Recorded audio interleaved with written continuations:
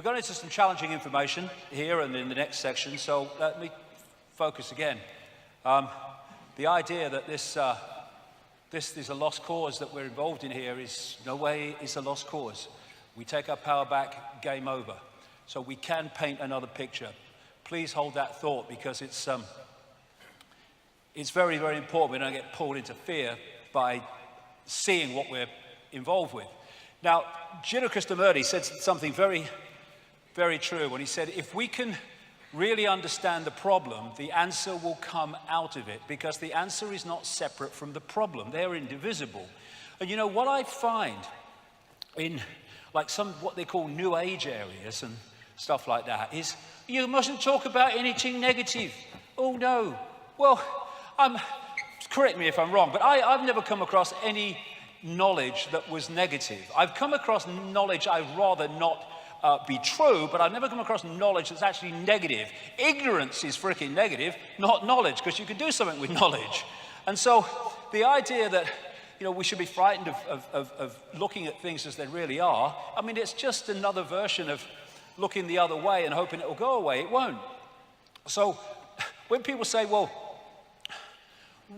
what's the solutions? Well, fundamental to any solution is to understand the nature of what we're dealing with. Because then we've got a much better chance of dealing with it. We know what we've got to deal with. And, you know, a lot in the conspiracy research arena, like I said earlier, brilliant. There's so many people involved in this now. But the vast majority of them will not go even close to where we're going to go in the next 2 hours or so, because of religious belief systems, or because, well, even if it's true and I say it, I'm going to lose my credibility. I think you lose your credibility if you don't go with what you believe to be true, and you edit that on the basis of what will people think of me if I say it. That's how we got into this frickin' mess. And unless we understand how deep the rabbit hole goes and what we're dealing with, we're never gonna find an answer to it. And just stockpiling weapons and fighting the system is just playing into the system's hands for reasons that will become clear, indeed, possibly already have. So we are infinite awareness, capable of multiple realities and perceiving multiple realities. We've been caught in the bamboozle, which has led to this and this through the control of perception. So who or what is ultimately behind this? Or at least the depth of the rabbit hole we've got so far? Well, they ain't, for a start. Because they're just here today, gone tomorrow, people who are just puppets of a system that's here yesterday, today, tomorrow, and the next day. It's not him. I don't care if he's supposed to be the most powerful man in the world. He ain't. He's another bloody glove puppet. And anyone in that job, the same applies to. It's not him either. Here today, gone tomorrow, presidents and leaders who are replaced by other leaders. But the system, the direction goes on, because there's something behind that that's pushing that direction on. And nor even is it the corporations. They're still at the level of playing out the control. It's not actually at the point of creating it. It's not the origin. It's not people sitting around tables. They're still at the point of playing it out. You can go into the shadows and you can get closer to where it's coming from, but you're still at the play out level. You go even deeper into the rabbit hole, really deep into the web. And that's where you find people like the Rothschilds and such like. You don't see us, but we control your life. But there's levels beyond that, where it's coming from. But where is it? Okay, well, I'm going to cut to the frickin' chase, really. The truth doesn't change because you don't want to hear it. Now, obviously, I can't go into great detail with this. I mean, the perception deception is that bloody big. The whole day is about connecting dots to show the picture. And all I can say is for 25 years, I've been full-time on this, and the evidence has brought me to this conclusion. There's no one out there, you see. All that is, there's no one out there. And when you think that what we're seeing is only what is within a narrow band of visible light, and then you think what possibilities lie beyond that in the great infinite forever, the idea that we are alone is absolutely beyond ludicrous. And the fact that you can be seen as crazy for believing that shows how inverted the system is. This reality, this infinity, is teeming with different expressions of life. And some of it's interacting with us. This is Professor of Mathematics and Astronomy at Queen's Mary University, London, Bernard Carr. He said, our consciousness interacts with another dimension, actually many other dimensions. Our physical senses only show us a three-dimensional universe. What exists in the higher dimensions are entities we cannot touch with our physical senses. Exactly. So the idea that we just operate in isolation of everything else is, for me, crazy. So like I say, I'll cut to the chase. This reality that we're experiencing has been hijacked by a force that some ancient people call archons, but there's different names right across the ancient world for the same force, the same entities. This is when the penny drops, when all these different names for the gods all over the world turn out to be different names for the same force, because they're described in the same way. And all over the world you see this. In the Far East, Central America, and other places, they're known as the serpent gods. The Zulus call them the Chitahuri, the children of the serpent. They're the Anunnaki in Sumer, Babylon, now Iraq. They're our snake brothers to the Hopi people of North America. They're the star people, many, many examples of that. They are the demons of Christianity. To the Gnostics, they are archons. And to the Islamic and pre-Islamic world, they're called the jinn. And in their prime form, they are energetic in nature, but they can take form, as I will talk about. So, like I say, they're described so much in the same way, because they're different names for the same thing. So, the Gnostic people, not the Christian Gnostics, the pre-Christian Gnostics, that ran the great library at Alexandria, and they also manifested as the Cathars in southern France. They say that the archons are made from luminous fire. The jinn, according to Islamic and pre-Islamic belief, are made from smokeless fire. And you see this correlation of description wherever you go. Now, this, for me, was one of the great finds ever in terms of understanding the nature of what is happening. At Nag Hammadi in Egypt, about 77 miles north of Luxor on the Nile, in 1945, a sealed jar was found with loads and loads of documents in it, leather-bound. And they told the beliefs and the perceptions of this people called the Gnostics. And the Gnostics had a completely different view of reality than religion, which is why the Roman Catholic Church and the Roman Church tried to destroy them wherever they got any strength and any foothold. They ran the great library at Alexandria, which had something like 500,000 scrolls detailing the beliefs of the ancient world and the history of the ancient world, destroyed by the Roman Church.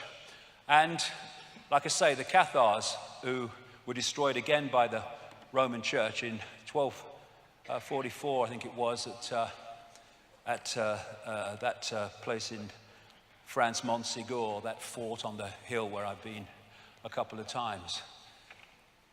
The religious establishment wanted these people destroyed because they were dangerous, because they had the truths they didn't want the people to know about. And this is what these scrolls and this find at Nag Hammadi said. 1/5 of the texts, and there were lots of them, were about a force they called the archons, which they say created our physical universe, and they equated them with the Judeo-Christian Yahweh Jehovah God. And when you see the Old Testament kill 'em and flog 'em and all that stuff God, it fits precisely with the descriptions of the archons by the Gnostics. So what they say in these writings, in these texts, is that, well, first of all, archon means prince, ruler, authorities, or from the beginning. That's why they use the word archon. They said that the archons and the Lord Archon, which they called the demiurge, was a fake god that created our physical or material reality as we perceive it. The Gnostics related the demiurge, like I say, to the Judeo-Christian Yahweh, Jehovah God, and they are inorganic, not resulting from or produced by growth. They are artificial. And they say in these texts that they created the inorganic parts of the solar system, but that the sun, the moon, and the earth were a system that were of itself and different from the rest, which was kind of interesting with what will come later. They said that the demiurge archons had no creative imagination and envy humans because we have. They're like cyborgs. Again, we're coming back to the inorganic. Like cyborgs, a robotic race that can imitate but not innovate. And the word they used was counter-mimicry. Now, what they were saying, in effect, is if you gave these archons a blank sheet of paper, they could create nothing on it. They don't have that creative imagination, that what was called intentionality. But you give them something with a piece of paper with something on it, and they can twist it and manipulate it once it exists.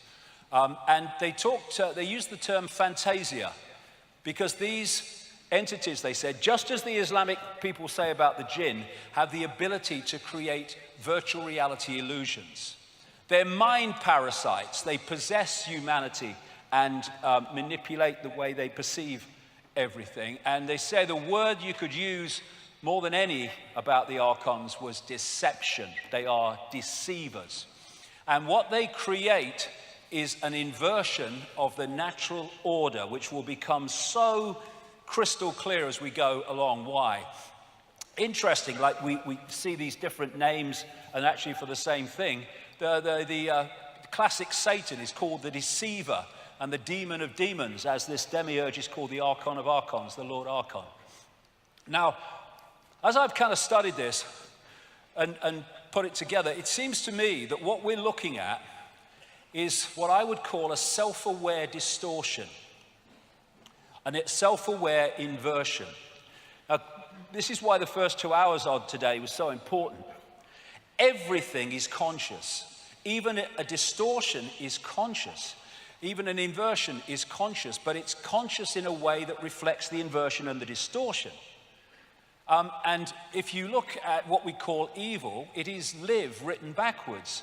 Evil is simply an inversion of life, an inversion of perception, and evil is extreme ignorance, which is the inversion of truth and awareness.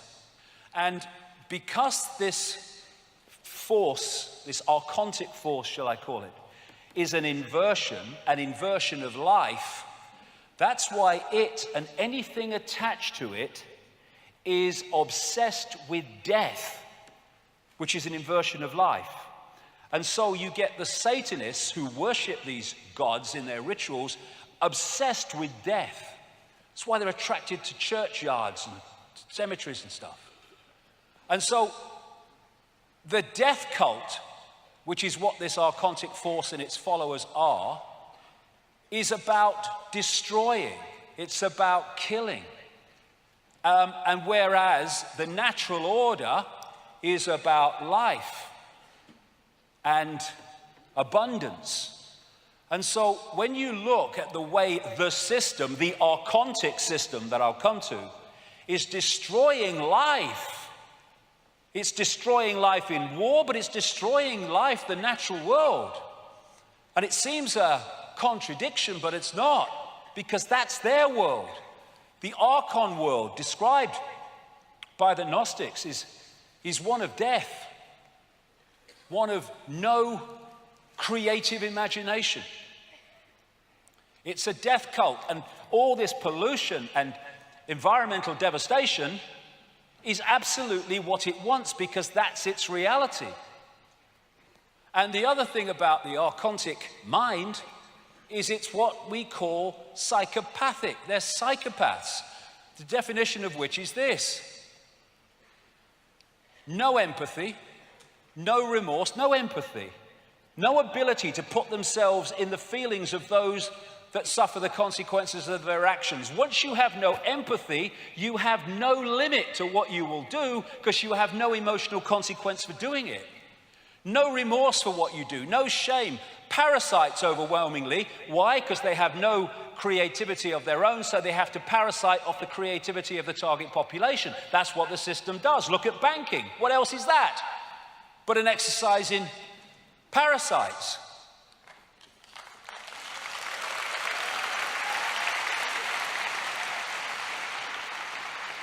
And these people, which manifest as many world leaders and all the rest of it I'll come to, are pathological liars. What is a pathological liar? An inversion of truth, inversion. And they'll do whatever it takes to get their end goal. Other thing, the Gnostics used in these texts the word hal, meaning simulation. They talked about the fact that these archons could create what we would call virtual realities through controlling perception. They said about the archons, they make something appear to happen that does not happen. They can induce a virtual reality experience in the translation. And what do the Islam and pre-Islamic world say about the jinn? They can manipulate humans by creating illusions. This will become big time relevant the longer we go into this 2 hours. So we're back to this, that what our reality does or is, it's possibilities and probabilities folded into existence by perception. So this whole archontic system is about programming our perception, programming a distortion of our perception, an inversion of our perception, which is why we live in a madhouse, because it's an inversion of the natural order. So the idea is to disconnect the human mind, the human droplet, from the ocean and lock us into this tiny set of frequencies which then we perceive as all that there is to see, and gotcha. Now, before this, what I call hack, and you'll see why I say hack shortly, there was another world described by the ancients, and very much along the lines of the Avatar movie and the Na'vi, the blue people, and how they interacted with the natural world, how they communicated with animals, how they communicated with each other beyond speech. And what the Gnostic texts say is that the archons made a bad copy, as they describe it, of our original reality. The original reality was that kind of avatar world. And when you say that without the first 2 hours, it would sound ludicrous and ridiculous, and that's impossible. But we're not dealing with the physical. We're dealing with information. That world is an information construct which we decode into a lovely world. This is an information construct which we decode into the world that we have today. And the idea, this might need a battery, mate. The idea is was to create this illusory reality and replace the old reality, and then this needs a battery, I think, because it's going on me. Anyway, and then tuning humans into that bad copy. Now, when you think about it, we're tuned into an information field of certain frequencies. We decode that into a reality. If we are then moved, our dial is moved, so we're decoding something else, we just decode another completely different reality. And that's what is meant by this bad copy. So this is an image that sums it up. I'm walking outside in the sun. You don't have to be in the sun. You just have to decode the fact you're in the frickin' sun. And it's the same with this bad copy. You just decode a reality and you think it's real because it's the only one that you can perceive. So you can decode a reality of the avatar kind, and then you are fed a different information source, tuned into it, ways that I'll come to, and then you decode a different reality, what I call the archontic reality. And this, I would strongly suggest, is the fake reality that we have been decoding through what we call known human history, modern human history, and further, that we think is just a natural world. It ain't. If you can create a virtual reality simulation, then you can create an alternative to it as well, which is what the bad copy is. And you're tuned to it through something called entrainment.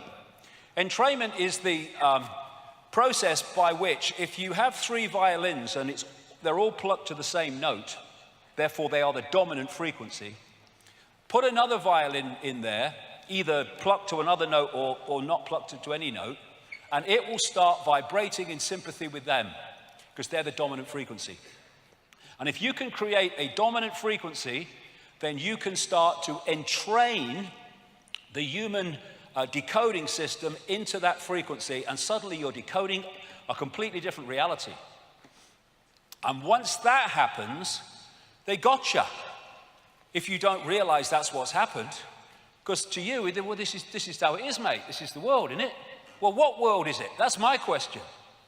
And, you know, I liken this archontic distortion, inversion, to a computer virus. It absolutely fits. A computer virus, in our terms, obviously not exactly the same, infecting human perception. So what is, like I said earlier, a computer virus? It's rogue information. It's just introducing into the original system rogue information which distorts their word again and inverts the original system. So this is what a computer virus can do. Damage files, slow the system, show messages, take control. And how a computer virus works: a virus is a small piece of software that piggybacks on real programs. The archons do not have creative imagination. They cannot create. They can only distort what already exists. How can you describe a computer virus in better terms than that? Similar to the way a biological virus must hitch a ride on a cell, a computer virus must piggyback on top of some other program or document in order to launch. Once a computer virus is running, it can affect other programs or documents. It has piggybacked the original reality and has distorted it. And this is what is manifested as what the Gnostics called a bad copy.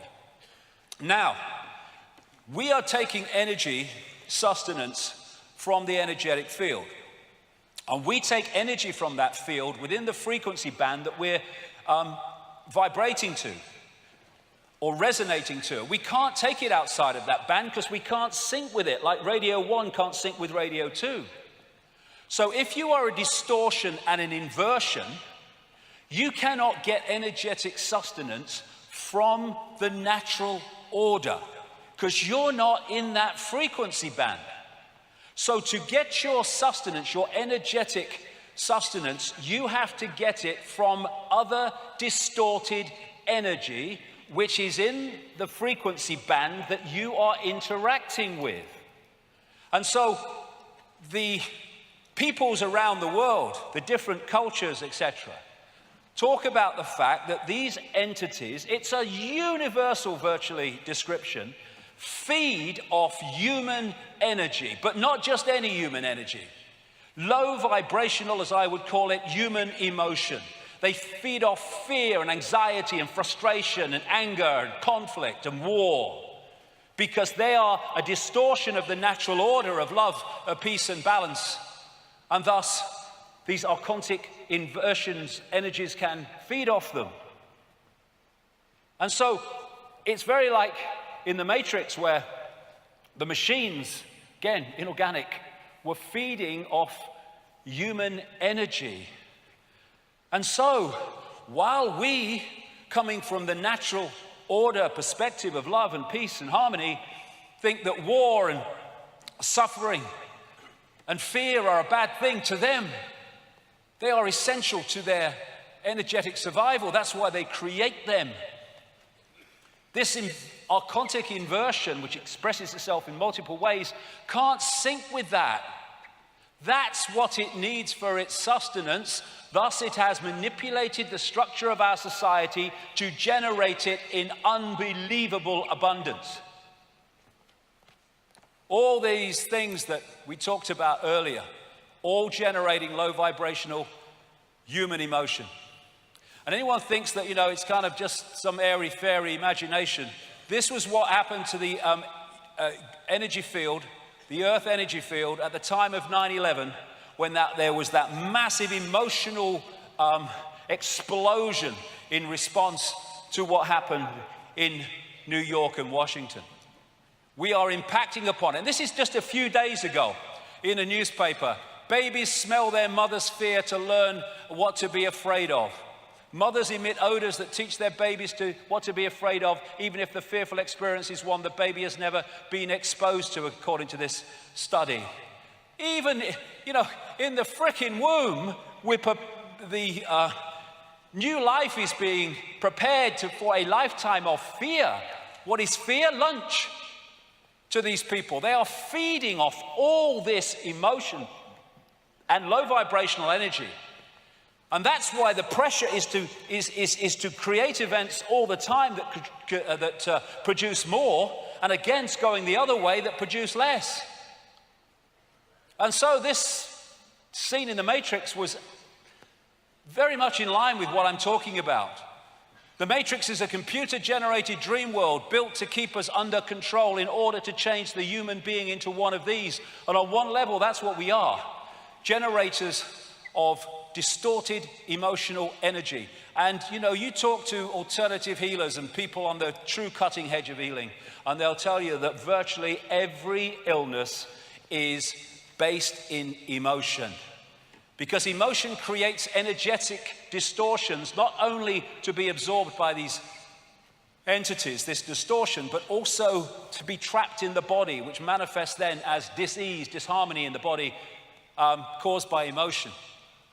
So Carl Sagan's bamboozle is really the inversion of the natural order, which is why this world is turned on its head. Wherever you look, it's an inversion of what not just we would like it to be, but an inversion of the original reality that it replaced. And this is one reason why you get Satanists and stuff like that using inverted symbols for their symbolic language. Everything is inverted for the reasons I'm talking about. And I've used this quote before, but how much more relevant is it now from Michael Elner? Just look at us. Everything is backwards. Everything is upside down. Doctors destroy health. Lawyers destroy justice. Universities destroy knowledge. Governments destroy freedom. The major media destroy information. And religions destroy spirituality. Inversion everywhere.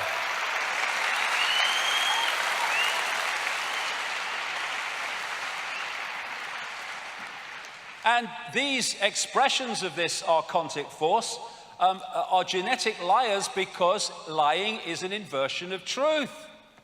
And this archontic energetic inversion, distortion, is not in this reality in form, although it can be, as I'll come to, but it exists in a reality very close to this one. And the idea is to distort our reality more and more, so it starts to blend and combine and come together with theirs. They are seeking to turn this reality into an extension of their reality through distortion and inversion. Now, this is even Alexander. He said that when he had his massive near-death experience, the first place he went to was very unpleasant. And to me, what he described was very much like this archontic realm that I'm talking about.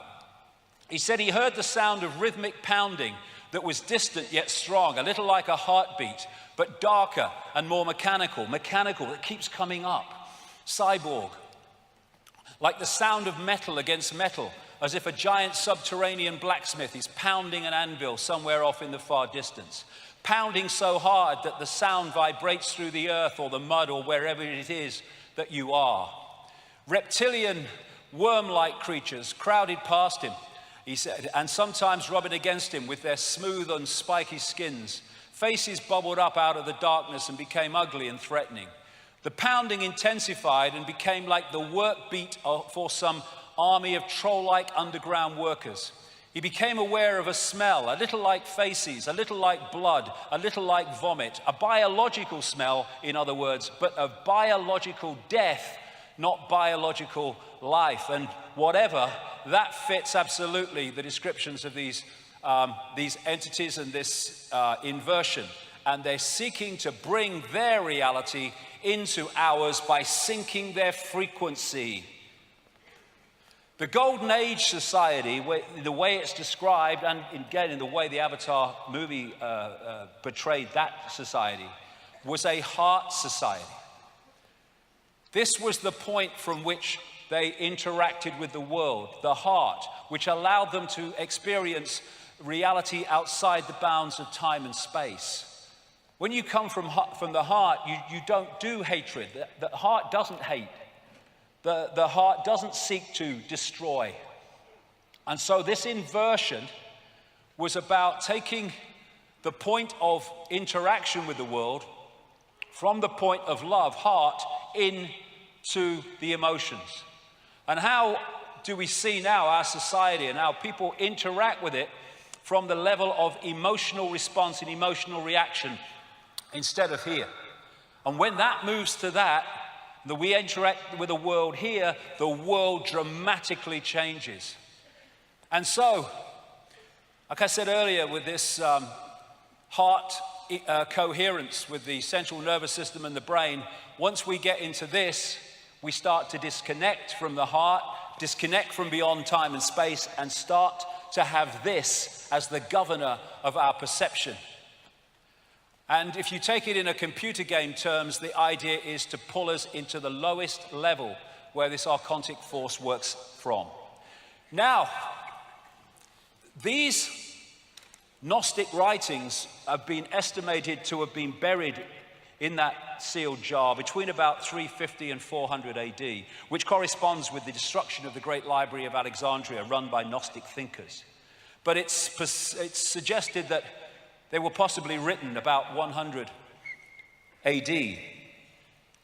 In those documents, all that time ago, best part of 2,000 years, they say that the archons can take form, and the main forms they take are reptilian entities and those known today as greys. The archons describe the greys as like an unborn baby or fetus with grey skin and dark, unmoving eyes. That was nearly 2,000 years ago, and it's the same description as what we call grey entities today in the modern world. And of course, I've been saying for a long time now that behind the human networks of control is a reptilian form. But I did say a long time ago, I didn't think it ended there. I thought it went into the realms of something else, and this something else is this archontic inversion, I would suggest. So when I was talking about the reptiles, of course, I got lots of ridicule. Hey, he's mad. And my response to that has always been the same as well. This is my feeling about what they say.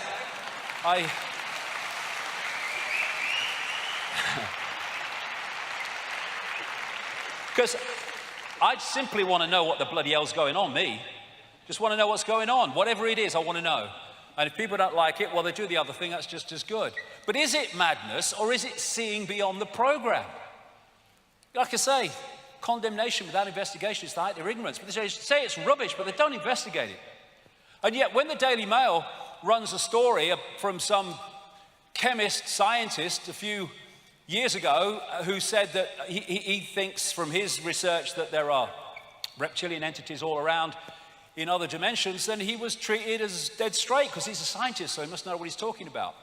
And there was another study which was kind of projecting what some of the dinosaurs would look like if they hadn't been wiped out, as they say. And they came up with the fact that by now they would be humanoid reptilian entities like that, which is interesting because when you look at the descriptions around the world, this is a Zulu description, this is a painting made by a Spanish artist who said he interacted or experience these reptilian entities, they are described in remarkably similar ways.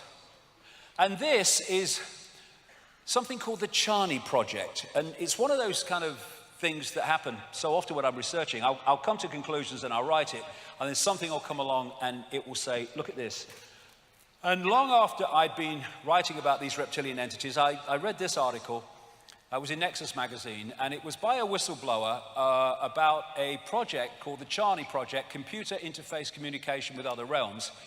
And he said that in the 1990s here, 1994, for 5 years, they, at a kind of similar thing to what's happening at CERN, it was one of these collider things, but in Africa and smaller.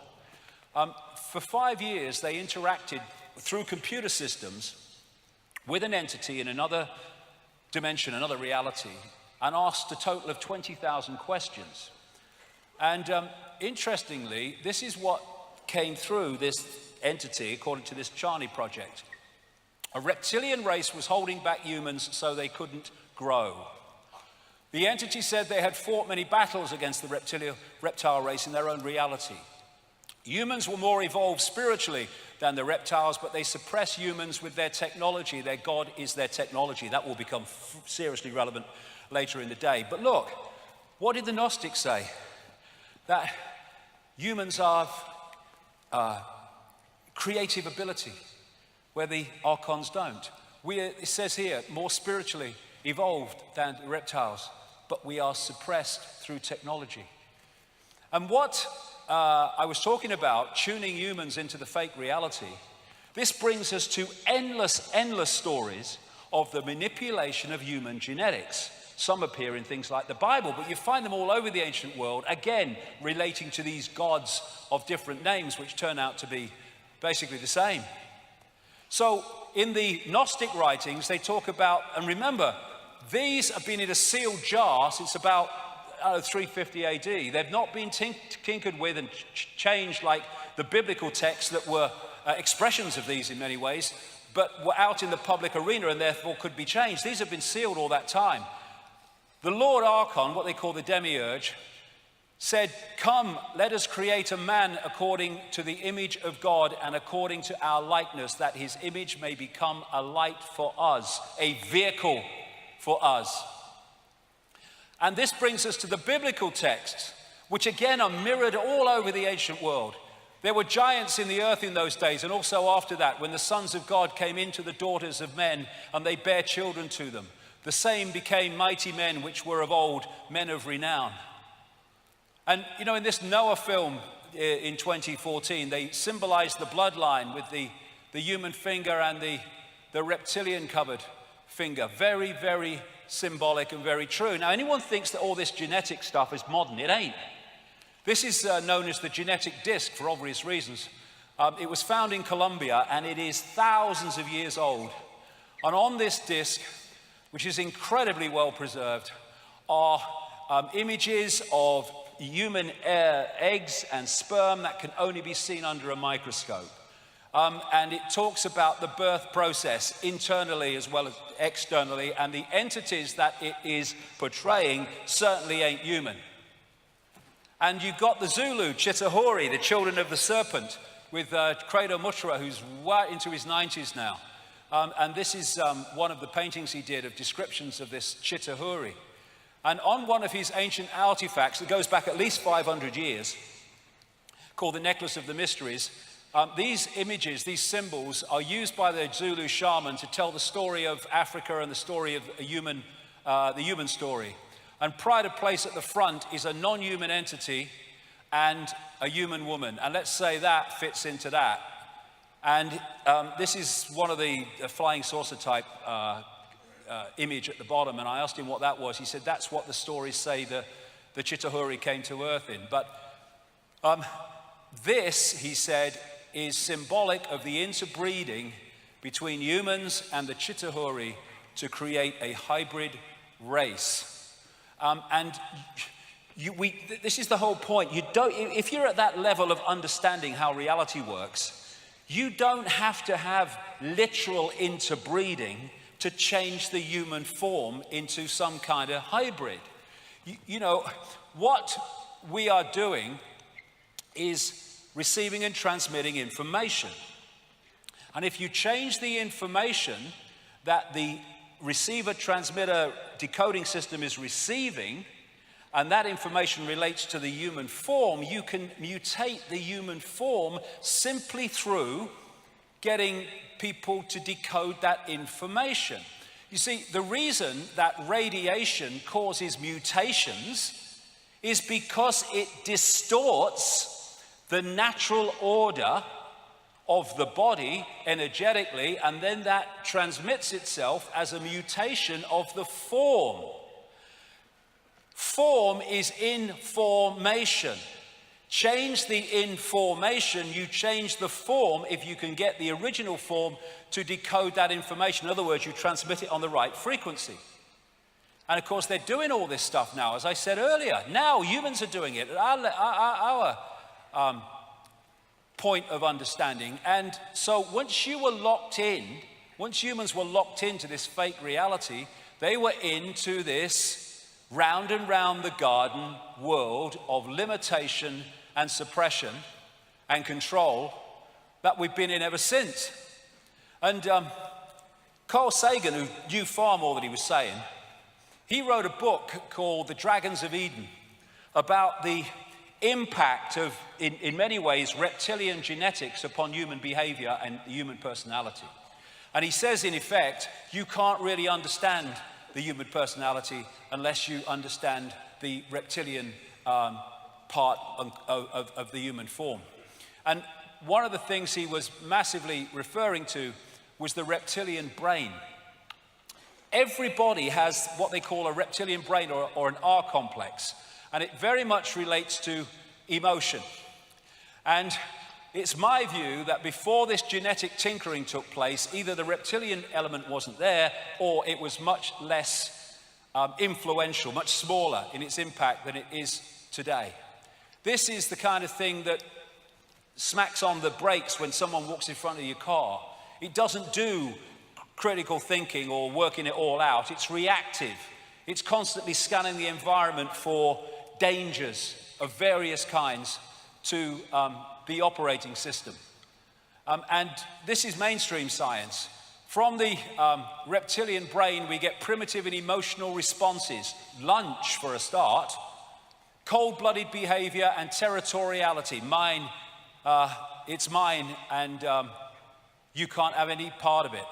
A desire to control, an obsession with hierarchical structures of power, which is exactly the way they've structured human society. Aggression, might is right, winner takes all, coming from the reptilian brain. Protecting status, power, reputation, superiority, intellectual preeminence, acquiescence on another level to hierarchy and authority. And for me, of course, there was a very big reptilian input in the Garden of Eden story, which again you find in different versions all around the world. And it talks about the fall of man. I suggest what that fall was the fall down the frequencies from here to here into denser matter, or what we call matter. And it says in the Bible, behold, Adam is become as one of us. I would suggest become of the archontic mind, knowing good and evil. And what is knowing good and evil? It is knowing duality.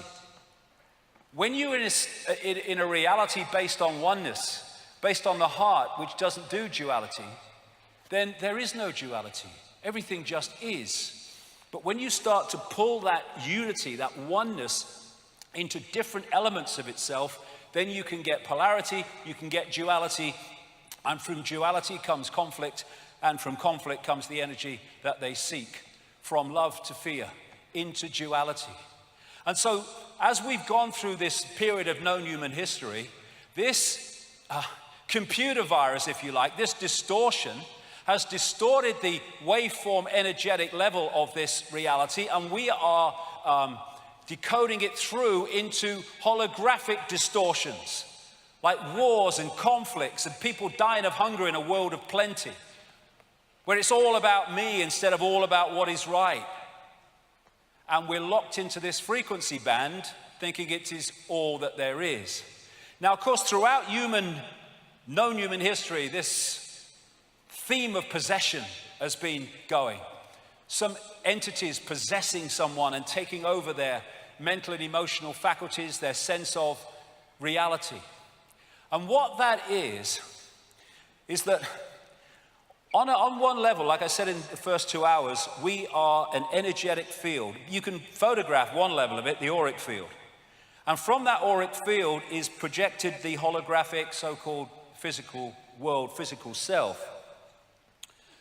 What these entities do on an energetic level is lock into that waveform level of the human form. And once they make a connection with it, a frequency connection with it, they can start influencing the perceptions of that person. Now, the more that they impose their information field into the possessed information field, the more the information change is starting to affect the hologram and what the hologram looks like. And when you therefore get these possessed people that actually start to form, that's because so much of the information from the possessing entity has entered the possessed entity that it has started to change the nature of the holographic form. And so you get the exorcist type shift with some devilish face taking over from the human one. But that's an extreme version. But if they can lock into any level, they can start to influence your perception. And interesting, this is a Native American concept of inside of us are two wolves. One they say is evil. It's anger, sorrow, greed, arrogance, self-pity, guilt, resentment, all these things. And on the other one, what they call is good: joy, love, hope, serenity, humility, kindness, benevolence, empathy, generosity, truth, compassion, all that stuff.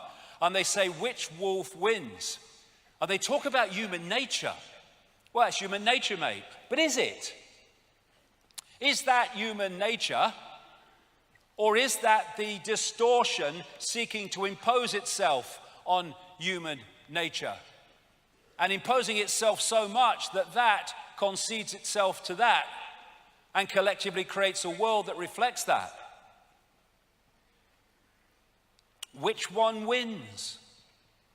Well, which one wins in their terms depicts which world wins. That love, benevolence, empathy, think of the world that would create and once was before the hijack, compared with the world we have now, where we are manipulated more and more into destruction and conflict. Giordano Bruno again. The divine light is always in man and woman, presenting itself to the senses and to the comprehension, but man rejects it because that divine light is beyond the program, consciousness beyond the program, and if we don't reach that level of frequency, we cannot connect with it, and that's what the occultic forces are focused on doing, is holding us out of that connection. So, in plain sight, reptilian gods, it's all over the place. The oldest form of human worship is the worship of the snake or the reptile or the serpent. It goes back at least 70,000 years in Africa, Botswana, the Salido Hills, where the San people, better known as the Bushmen, say that the great python came with a bag of eggs to create humanity. I would say actually to manipulate humanity that existed at that time. This is a guy called Reverend John Bathurst Dean. I won't go through it because we've got so much to get through, and I've been through this before. He wrote a book called Worship of the Serpent in 1933. It was a work on the study of worship of the serpent and the snake and the reptile imagery all over the world. It was massive. And he concludes that what follows after his research and all that is that the most ancient account respecting the cause and nature of the seduction of humanity must be the one from which all the rest are derived, which represent the victorious serpent, victorious over man in a state of innocence and subduing his soul in a state of what he would call sin into the most abject veneration and adoration of himself. And he's talking there about the whole concept, wherever he looked, of the fall of man was always related to some serpent figure, not just in Christianity, all over the world. Now, you can find serpent figures. This is a serpent, female and baby. This was one of the finds in the area now known as Iraq, Sumer, Babylon, etc. And it was the Ubaid people, which preceded Sumer a long, long time ago, BC. And you can see in the way they portrayed the pharaohs in Egypt, the cobra, as Crater Mutwa pointed out to me, is a massive symbol of this, what I would call now archontic race, this reptilian race that can take a reptilian form. There's the cobra head on the pharaoh. There's the belly of the cobra. There's the cobra coming out of what? The third eye. The Druids used to worship a serpent god called Hu. And this is the Nagas, a reptilian race in Asia that they said could take either human or reptilian form. Or there's the Mayan people. They worship the serpent god Kukulkan. And the folklore describes, of course, dragons and serpents. Then you've got the fairy stories of the prince turning into a frog, the frog turning into a prince. And what they call these reptilian bloodlines, which I'm going to come to, are the royal bloodlines, because they are the bloodlines of the gods. And of course, in the East, the dragon is a massive central point in their imagery. You find around the world this theme of part serpent, part human, all over the place, the duality of them. And this is another common thing that you find, the serpent eating a human or eating a human baby, all over the place, all over the world. And you see it on Alfa Romeo even. And note the crown.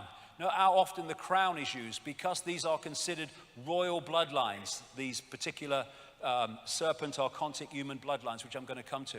And when you look at the Hollywood and televisual portrayals around the world of non-human entities in reptilian form, they are incredibly the same or very, very similar to what people have described who've interacted with these entities. They worshipped the fish gods, as they called them in the ancient world, with the scales.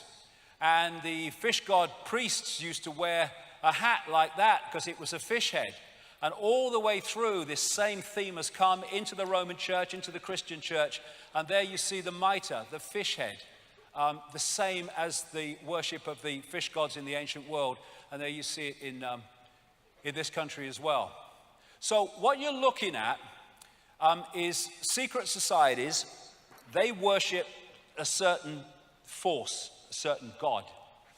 You get religion. They're worshipping a certain god. They think they're different gods, but actually it's the same gods.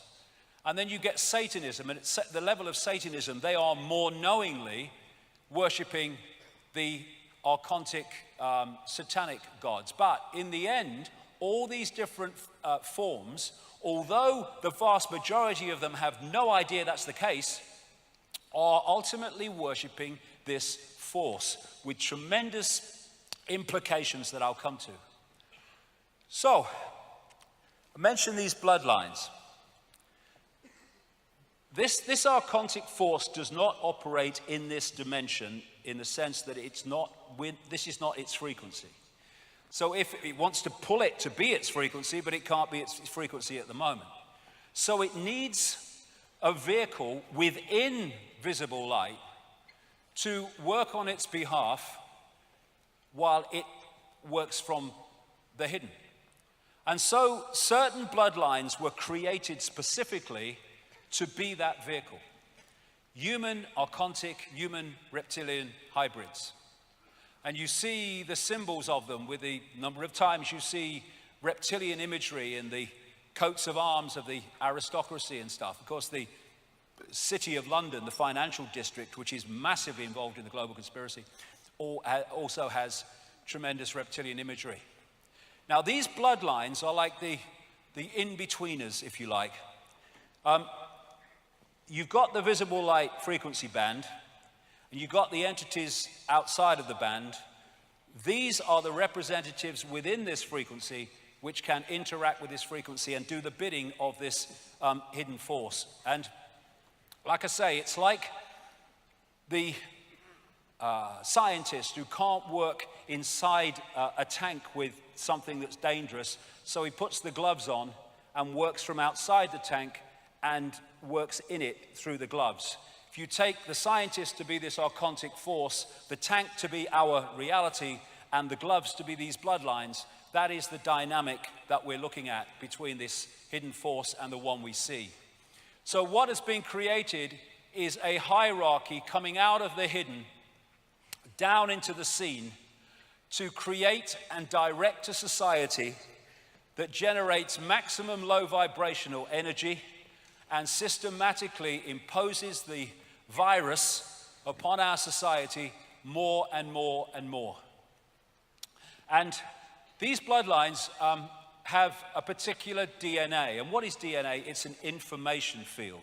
And they, when they create hybrids and anything like that, they see it as a software program. They don't see it the way we see it. And so the reason that these bloodlines interbreed so incessantly, I mean, we see it with royals, but all these Eastern establishment families of the United States into banking and corporations, they interbreed just the same. It's to hold this information field, which has a certain series of personality traits which the archontic force wants in these hybrids because it makes them work on their behalf without any compassion or empathy or question in terms of the impact and suffering that they make people have. So this information field, this DNA, this hybrid, has the natural order traits that I talked in that wolf's image. It has them deleted. They have the ability to empathize deleted, the ability for remorse deleted, the ability to feel any emotional impact for what they do to others deleted. And what they are describing are psychopaths. These people are psychopaths in our reality on behalf of psychopaths operating outside our reality, because they are an expression of this. No empathy, no remorse, no shame. How on earth can you bomb the living shit out of Gaza and have no emotional impact?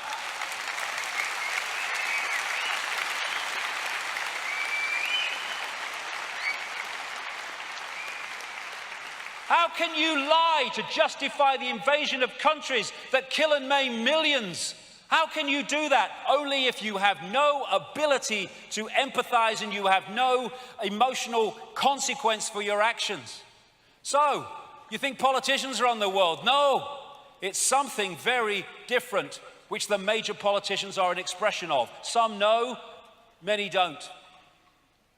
And the reason that these hybrids are so, I'll call them the elite for want of a word, are so important is because there is a hybrid genetics. It means, because when you go back, genetics is just an information field, a frequency field.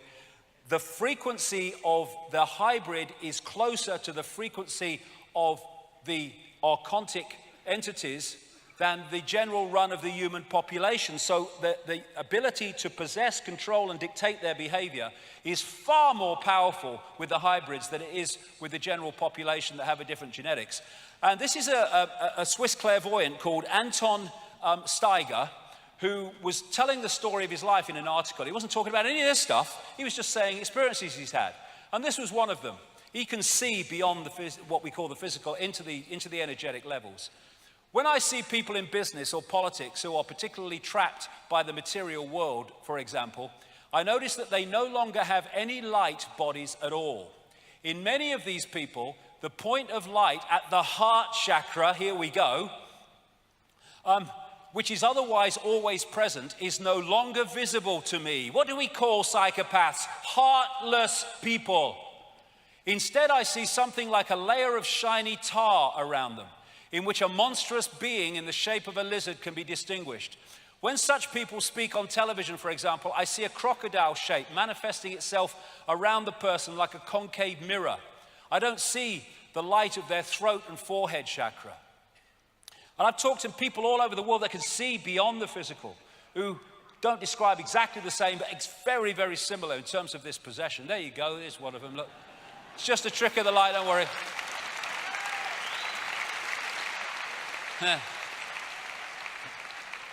So, what we're looking at is dual DNA in these bloodlines, which is what? Dual information fields, which will explain something else in a second. So these people appear to be one thing, but they're actually behind the facade of the human facade, something else. We're not from these parts. And if you look at it, that Avatar movie was symbolic in so many ways. What the American invaders did in the Avatar movie is they infiltrated the Na'vi, the blue people, by looking outwardly like the Na'vi. So they didn't realize they were being infiltrated. That's what's happening here. That's what's happened for thousands of years. We've been infiltrated by a force taking over this reality that has fooled us because it looks human. And you know, this is today, the era of chimeras. Scientists fearlessly create bizarre human-animal hybrids. Did you know that scientists are creating cow-human hybrids, pig-human hybrids, or even mouse-human hybrids? They're doing it now at our level of knowledge. And one day, very soon, or sooner than later, all the people have taken the piss all these years are going to have to face the fact that this is freaking true, and this is why the world is as it is, and when we understand it, we can do something about it.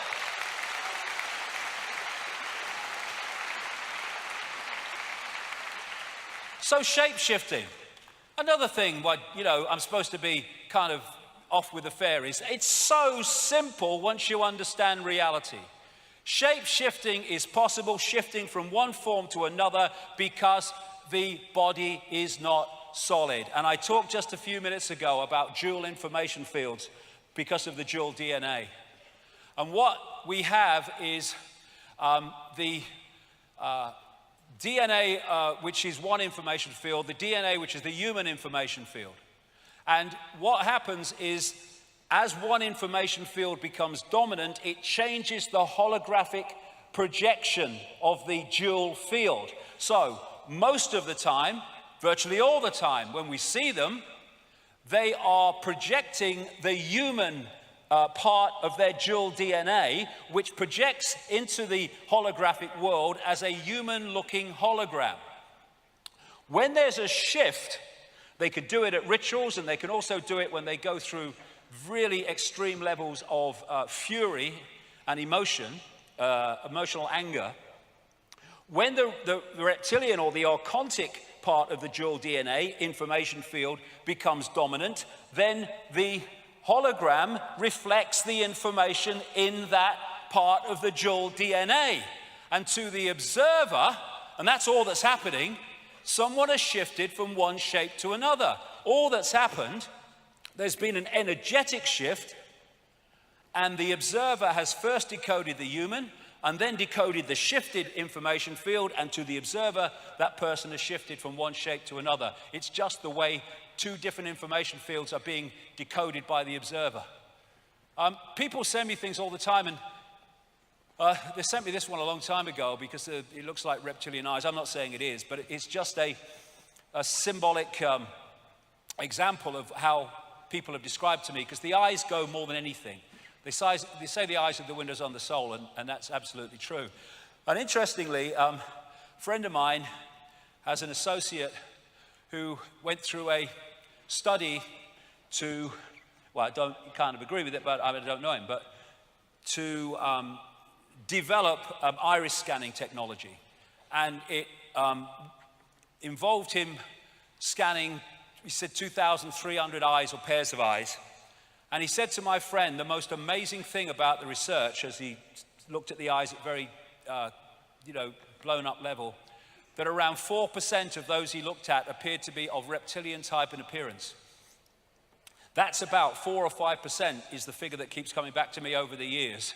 And interestingly, I saw a figure the other day, they reckon about anything between 4 and 6% of the population are born psychopaths. Whether that's connected, well, have a think, I don't know. Now, so what we're looking at is behind the painted smile something very, very different. And you look here at one of the great traits of the reptilian brain. And of course, if you have more reptilian genetics, you're going to express the traits of the reptilian genetics information field more powerfully than the general population. And one of them is an obsession with ritualistic behavior and hierarchical structures of power. This is why things like royalty and the state are bloody obsessed with ritual.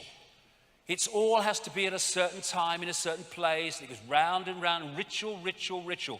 That's a classic trait of the reptilian brain. It's why people like Satanists are obsessed with ritual. The secret societies, of course, are obsessed with ritual. Religions are obsessed with ritual. Here you go. This is the lady. They're so freaking happy, these people, aren't they? Hey? They're so happy. And the emotionless state of so many of the royal family, the real genetically deep royal family, is classic reptilian brain archontic personalities. And you see the obsession with ritual. When they bring someone new in the bloody royal family, they have to send out a new list for who's got to curtsy or bow to who. I mean, they're bloody mad. It just happened to be head of state. Look at it. I know my place, your lick majesty. Have you ever seen her do that to him? We elect him. We have no frickin' say in her. And yet,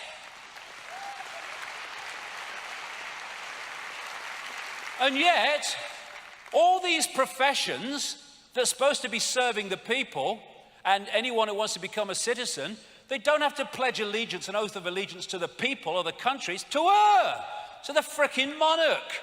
They have no power, they're purely symbolic to bring the tourists in. Bollocks!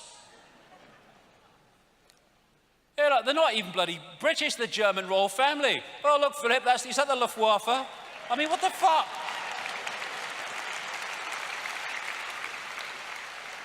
I mean, they place them in here, that's your head of state now, well, thanks very much. Does she speak English? Look in this one. We parasite off you when we have contempt for you, but you just let us do it while asking God to save me. What the fuck? God save the Queen! Bollocks to the Queen! What?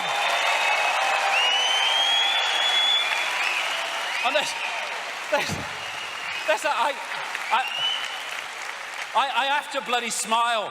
There's a big England football match and all the players are lined up and the crowd are there and we're all patriotic. Oh, yeah, we are. And they go, long to reign over us. God save the Queen. Long to reign over us. I ain't, but many people, most of them are singing and demanding to be reigned over, suppressed, controlled over, dictated over. And that energetically has an impact, even though they don't consciously realize that's what they're doing. Just the national anthem, mate. It's not. See, it's lovely. They piss on us and we say it's raining. They piss on us and we say she's frickin' raining.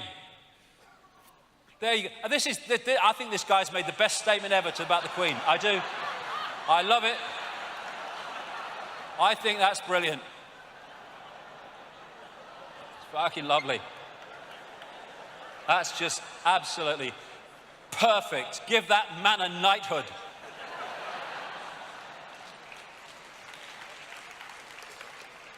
So, in plain sight, this elite, it's not just arrived in the last few years. There's been a journey.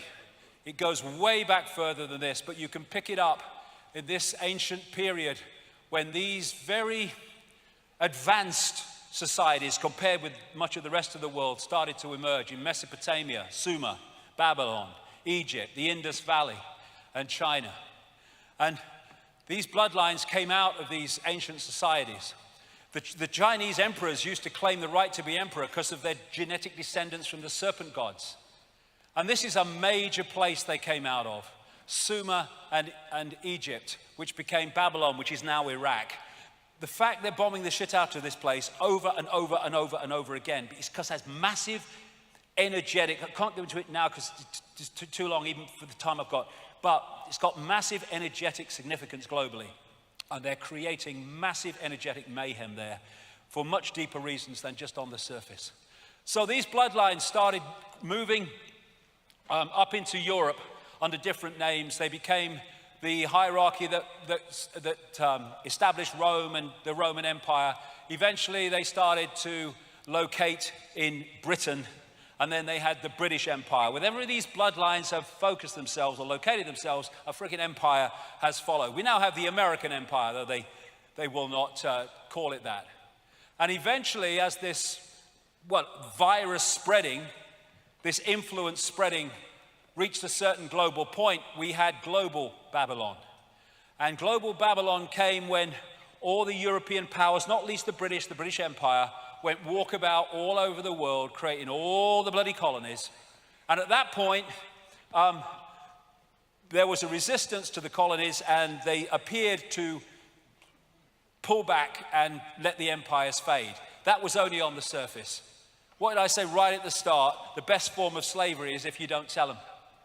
What actually happened is what was left out in those countries when the empires apparently receded were the bloodline under different names, the secret society network which manipulates them and their agents into power, and they've gone on controlling those countries ever since. The United States, major world power on the surface, controlled from Europe on the secret society level of the network. And what they've created, which we have today, is a vast web with the archontic inner sanctum dictating out through these various organizations, which I'll get to as we go through the day, a policy, a global direction of society to more and more centralization of power, more and more control, more and more surveillance, more and more takeover of everything, and more inversion of the natural order. And they have the hidden with the secret societies, the deep secret societies, and then the hidden has a cusp where it meets the seen. And there you see organizations like the Bilderberg Group, the Club of Rome, the Trilateral Commission, and the Council on Foreign Relations in America. And then from the cusp of the hidden meeting the seen, you come out into the real scene, which are countries and agencies of government. And they are making decisions and introducing policies which on the face of it appear to be made on their decision, on their say-so, but where it started was here, coming out from the center of the web. And that's why the same things can happen all over the world at the same time. The virus spreading, that's what it's been. So, we have these apparently different aspects of the hidden and religion operating in isolation. They're not. They're all worshiping the same God. Some know, some don't. It's bloodline Satanists. As I've gone through this 25 years, again and again, when I've followed the trail of people in power, I have found members of secret societies, of course. I have found Satanists, and I've found pedophiles. And those three things come together in ways that I'm going to describe. Behind it is this archontic force, like I say. And the here today, gone tomorrow people, even those that have some awareness of what's happening, they are the gophers that introduce what starts out in the hidden. And Satanists are interacting with these entities. When they talk about, I've talked to Satanists, former Satanists all over the world, who've given me chapter and verse on how it all works. And they are, in these rituals, interacting with these archontic gods, these archontic demonic entities. And what is happening is in the archon realm, where these major satanic rituals are taking place, in the archontic realm, there are rituals taking place. When I say rituals, there is manipulation of energetic fields taking place to mirror the energetic impact of the rituals that are taking place in the satanic ritual within our reality. And what that does is create an energetic sync, an energetic synchronization, which allows these entities, some of them, to slip through like an energetic gateway, vortex, into this reality for these rituals. I've talked to many Satanists who described how these entities have manifested at their rituals because of this reason. They use colors, certain colors, because it's all about frequency and wavelength. They're manipulating energy.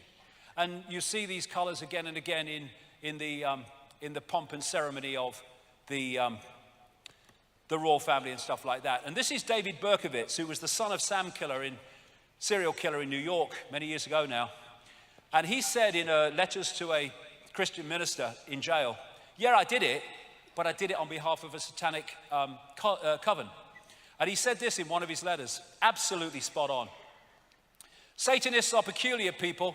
They aren't ignorant peasants or semi-literate natives. Rather, their ranks are filled with doctors, lawyers, businessmen, and basically highly responsible citizens. They are not a careless group who are apt to make mistakes, but they are secretive and bonded together by a common need and desire to mete out havoc on society. It was Aleister Crowley who said, I want blasphemy, murder, rape, revolution, anything bad, low vibrational energy, suppress the energetic sea in which we are interacting. And this satanic network goes into politics, it goes into banking, it goes into the media. Of course, not everybody, not even nearly everybody, but key people that are directing society. This is a Swiss banker quoted in a magazine a couple of years ago, 3 years ago now, in the Russian magazine Novy Den. These people, he's talking about bankers, are corrupt, sick in their minds, so sick they are full of vices, and those vices are kept under wraps on their orders. Many are into Satanism. When you go into some banks, you see these satanistic symbols. My God, you do. Like the Rothschild Bank in Zurich. These people are controlled by blackmail because of the weaknesses they have. They have to follow the orders or they will be exposed. They will be destroyed or even killed. And at the top of the list I saw recently in professions of psychopaths were bankers. Now, this bloodline passes through what we call history. And it just so happens, because it's an information field and it's a personality field and it gets people in a certain personality type. This is Vlad Dracul, Vlad the Impaler, who was one of the most famous Satanists ever. He used to impale people and just let them slowly die. And he was a member of something called in its short name, the Royal Court of the Dragon, which started out in ancient Egypt. And he is the man, because he was such a Satanist, that Dracula, the Bram Stoker Dracula, was based upon. It just turns out that she is a descendant of Vlad Dracul through Mary of Teck, her grandmother. And this is how the bloodline comes through, and these are satanic bloodlines. These satanic bloodlines, it's in the blood, it's in the information field. And Prince Charles has actually publicly talked about his genetic descendants from Vlad Dracul and in Transylvania. So they're descendants of Dracula. I see the likeness. I do. I see the frickin' likeness. I'm not sure about him, mind. I'm not sure he's one of them. Lucky boy, I say. And then you go across the Atlantic. These are descendants of Vlad Dracul. No wonder they have no empathy. They go doing their satanic rituals at places like Bohemian Grove in Northern California, worshipping a 40-foot stone owl, the implications and symbolic nature of which will be coming along. All these people, this is Moloch, one of the ancient gods that they used to, in the Bible it talks about sacrificing children through fire to Moloch. That's Moloch. And what we're seeing, you know, talk about entrainment, where you can be pulled into a frequency and that frequency starts to influence you. All over the place now you're seeing satanic imagery. In Grammys go satanic, or the satanic stage shows, videos and all that stuff. Here's the Thriller. It was all about kind of Satanism with the serpent eyes with Michael Jackson. They making vampires sexy through things like Twilight. Then we have Halloween, we're just coming up to, Satanism Light. It's pulling people in.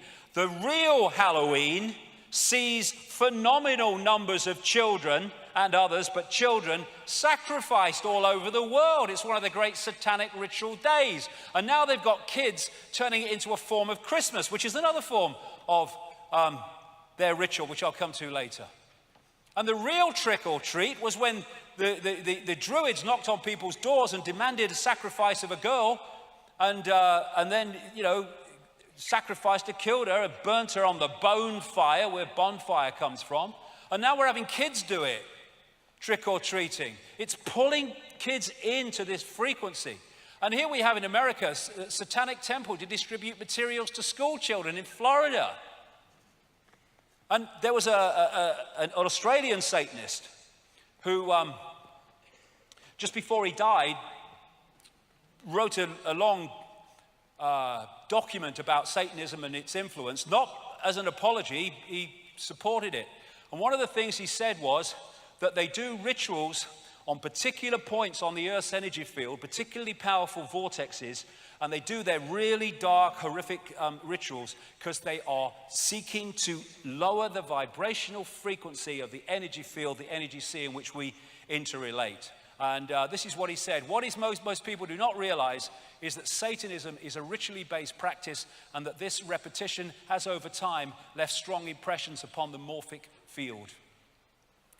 Control the sea and you control the fish. It's all about frequency suppression to keep us in density and out of multi-level connection. So religion is Satanism light. It's like a public version of it if you look at the rituals. The people who worship the gods of the major religions are worshiping these entities under different names. But they all call them God, but they're actually these entities. We'll come more to that as we go along. And that's why you see this universal religion. There's virgin mothers and babies all over the frickin' world. I mean, where do you look? It's like a franchise. All over. And yet Christianity picks it up. It's the one. It's not. It's just another one of the ancient religion. I mean, this is Satanism light, when they're eating the body of Christ as a frickin' biscuit and drinking his blood as a bottle of Merlot. I mean, frickin' hell. But it's what they do in reality in Satanism. It's Satanism light. What a bloody image on which to base a religion. What is that going to do to you, focusing on that? That's sacrifice. There's an inverted pentagram from a major clergyman in the bloody Church of England. And all religion to me is a form of bloody madness, because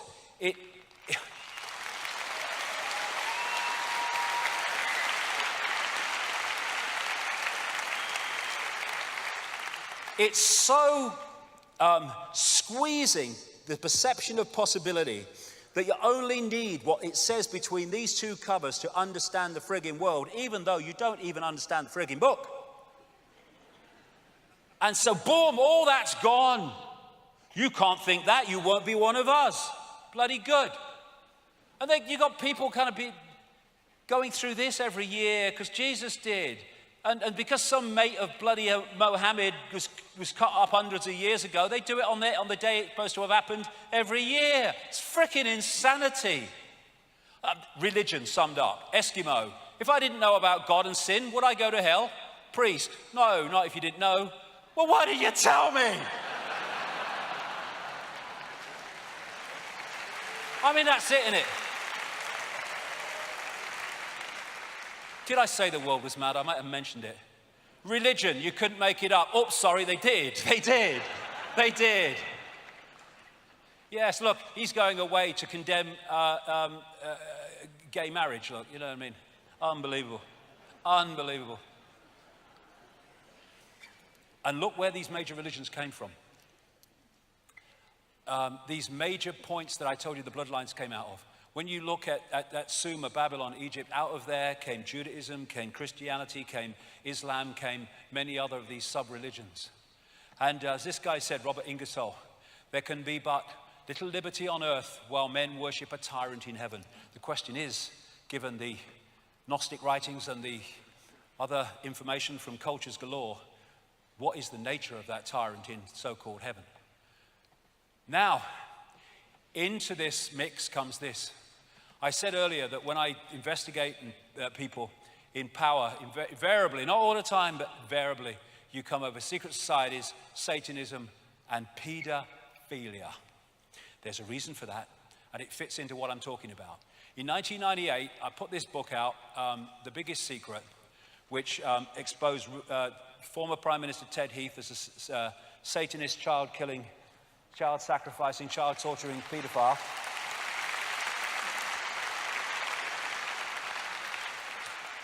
and Lord McAlpine too. Nobody said anything. A journalist read the passage to Ted Heath days after it was published. Nothing happened. Why? Because it was true.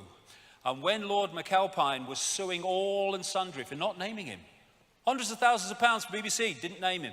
Hundreds of thousands of pounds, ITV, didn't name him. Goes for the Speaker's wife. Goes for some comedian on the frigging Twitter.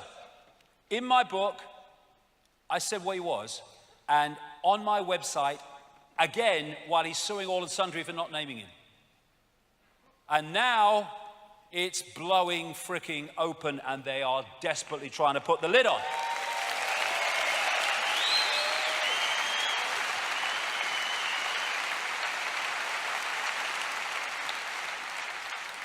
Pedophilia is absolutely infesting the establishment at multiple levels, right to what they allege is the top, for reasons I'll come to. All over the world is the same. The number of children being abused by the rich and famous, never mind others, is absolutely staggering, and there's a reason for it. The scale of child abuse worldwide, shocking beyond belief. Yes, this is the question. We need to keep asking about everything.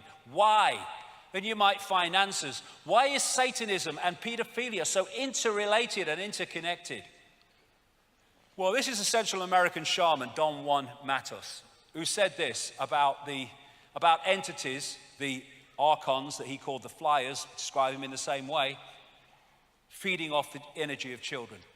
Sorcerers, people who can see beyond the physical, see infant human beings as strange luminous balls of energy, covered from top to bottom with a glowing coat, something like a coat of plastic adjusted tightly around the cocoon of energy.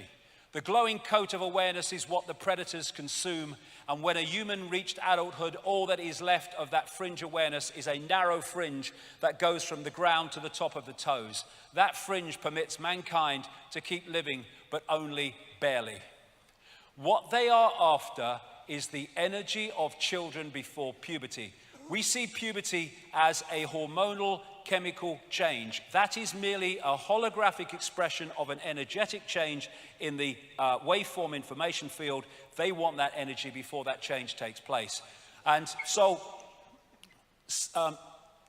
these pedophiles are possessed by these entities that stimulate the desire for sex with children, and while it's happening, they are, through the vehicle of the pedophile, drawing off the child's energy.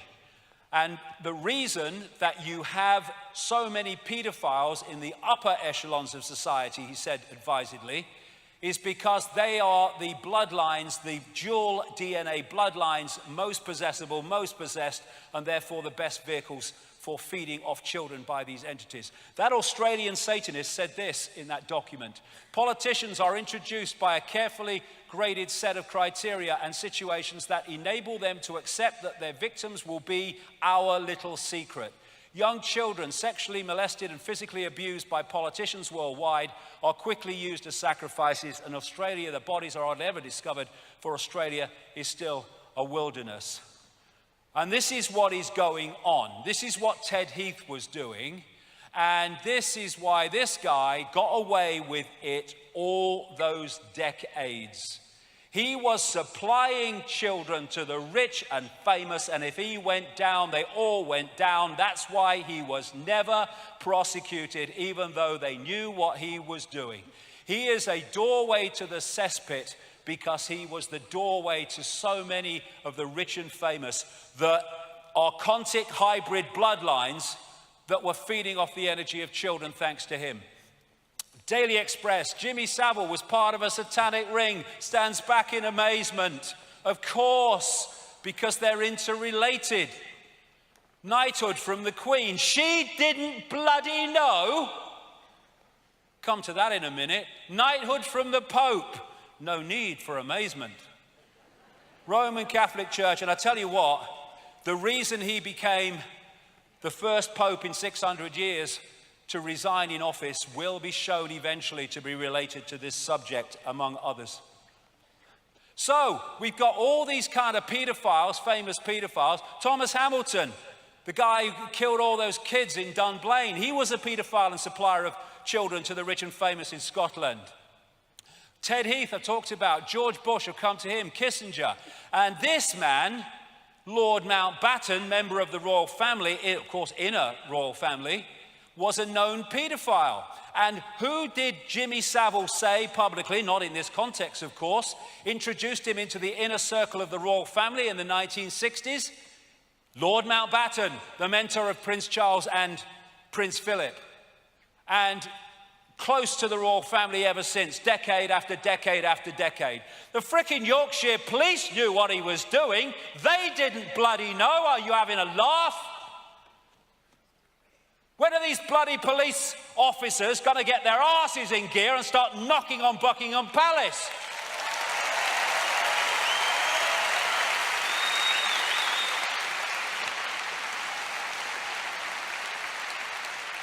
Why was record-breaking paedophile and child procurer Savile an inner circle royal buddy for decades?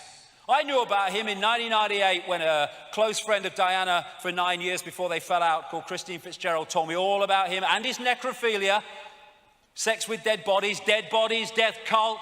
That's why he volunteered to be a porter in a hospital, so he got to the mortuary. And she said Diana thought he was a sleazy man. She couldn't stand him. But he said, when asked, why are you on the inner circle of the royal family? I get things done and I work deep cover. Bloody hell he did.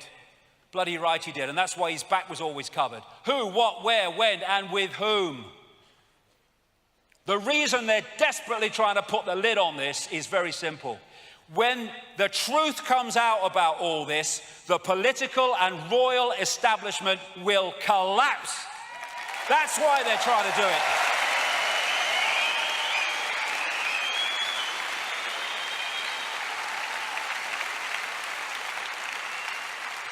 He was supplying children to Ted Heath, not least out of the children's home in Jersey when he went over to Jersey in one of his yachts, Morning Cloud, one of many called Morning Cloud.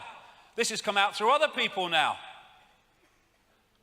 And even the bloody Daily Mail accepted at one point, when all this was breaking, that Margaret Thatcher knew that there was a paedophile ring, or at least paedophiles in her inner circle, and she did nothing. Who was a close friend of Margaret Thatcher? Jimmy frickin' Savile. This was a close aide, Peter Morrison, from when she became Conservative leader in 75 right through to when she left as Prime Minister in 1990. Known paedophile. Even Edwina Currie, the former Thatcher minister, said so in her diaries. And so have others come out within the Conservative Party. He, Lord McAlpine, was her Svengali inner circle advisor all the way through the same period that he was our other close aide. And her Home Secretary, Leon Britton, the man who lost the dossier from Geoffrey Dickens, the MP, the late MP, that was exposing the political paedophilia and naming names. In America, this guy, I've named this guy for bloody hell, how long now? Way back into the 90s. Child killer, child abuser, child torturer. Said it on American radio endless times, in books endless times. And yet he's still at large. And, you know, MI5, excuse that with Special Branch, I can't take these bleeding seriously. MI5, Special Branch, right? You can't cough close to the royal family without they've done a massive check on you. And they didn't know about Savile. The NSA, the CIA, they don't know about Bush and all the rest of them. What did the CIA do in response to Bush being a child killer? They named their headquarters after him. Here you go, this is the Political Paedophile Investigation Squad. This is the Political Paedophile Protection Unit.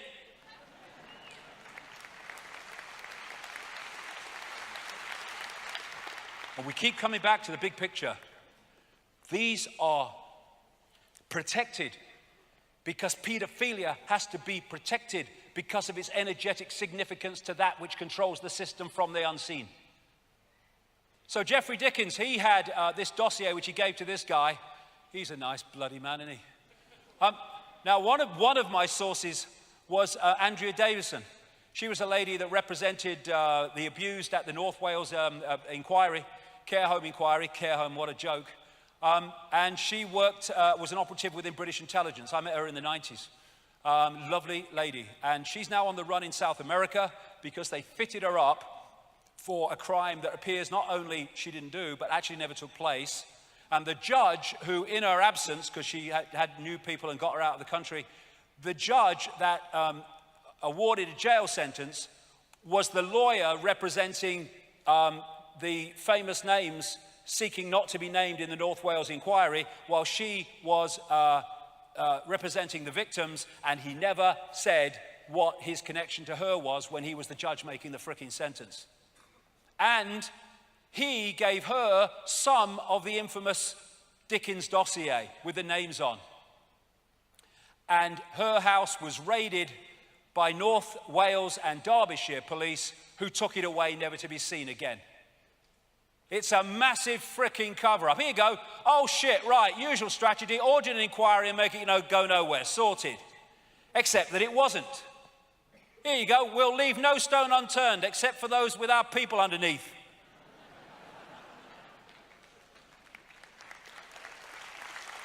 So, anyone want blatant evidence that it's a cover-up? To investigate what happened to the dossier and political paedophilia and Downing Street paedophile rings, they appoint to head the inquiry the sister of Lord Havers, known paedophile, who was the Attorney General who helped to cover up the frickin' paedophilia in politics at the same time that he was Home Secretary. 60 million people, and that's all they can bloody come up with. And then when a lot of us who kind of understand this started putting out the fact that this was all going on, Daily Mail, to their credit, picked it up and made a big splash about it. She had to step down. And so who did they say in her place? The Lord Mayor, Fiona Woolf, 60 million bloody people plus, and they can't find anyone that doesn't live in his frickin' street and has dinner with him. What?